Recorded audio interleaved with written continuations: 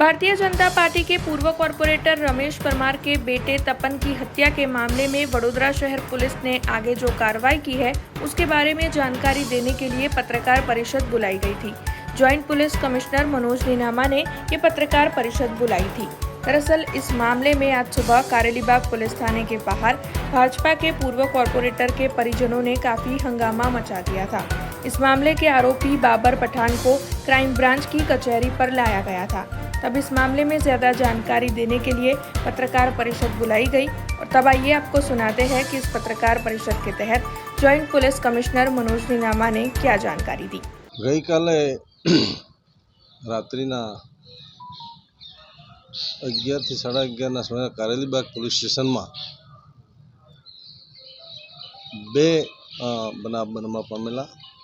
એમાં સૌ પ્રથમ બનાવ મહેતાવાડી છે કારેલીબાગ નાગરવાડામાં, જે સામાન્ય મારામારીનો બનાવ બે ગ્રુપ વચ્ચે થયેલો। એમાં 3 વ્યક્તિઓને સામાન્ય ઇજાઓ થયેલી અને એ લોકો કોઈ પણ જાતની પોલીસને જાણ કર્યા વગર એસએજી હોસ્પિટલમાં સારવારથી ગયેલા। ત્યારબાદ આ જે ઇજા પામનાર હતા એમાં એક મુસ્લિમ અને 2 હિન્દુ યુવાનોને ઇજા થયેલી। એમને જેમ જેમ જાણ થતાં એમના સગા સંબંધી, એમના પરિવારજનો અને એ વિસ્તારના લોકો એસએજી હોસ્પિટલ ખાતે રાત્રે ગયેલા અને આ સારવાર ચાલુ હતી। એ સમય દરમિયાન જે મરનાર ભોગ બનનાર જે યુવાન છે એ પાછળ કેન્ટીન પર ચા પીતા હતા, એના મિત્ર સાથે ઊભા હતા। એ સમય દરમિયાન આ ટોળામાંથી એક ઈસમ નામે બાબર પઠાણ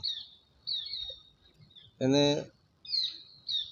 ઇમરજન્સી વોર્ડ છોડી અને કેન્ટીન પર જાય છે અને ત્યાં બેઠેલા તપન પરમાર નામના યુવાનને ચપ્પુ મારીને, ચપ્પુના ઘા મારીને ઇજાગ્રસ્ત કરે છે અને ત્યાંથી એને આપણે બચાવવા માટે ઇમરજન્સીમાં લાવીએ છીએ, પણ અડધા કલાકની સારવારમાં તપન પરમારનું दुखद अवसान था। हमसे जुड़े रहने के लिए हमारे YouTube चैनल को सब्सक्राइब करें और नई वीडियो की नोटिफिकेशन के लिए बेल आइकॉन को दबाएं।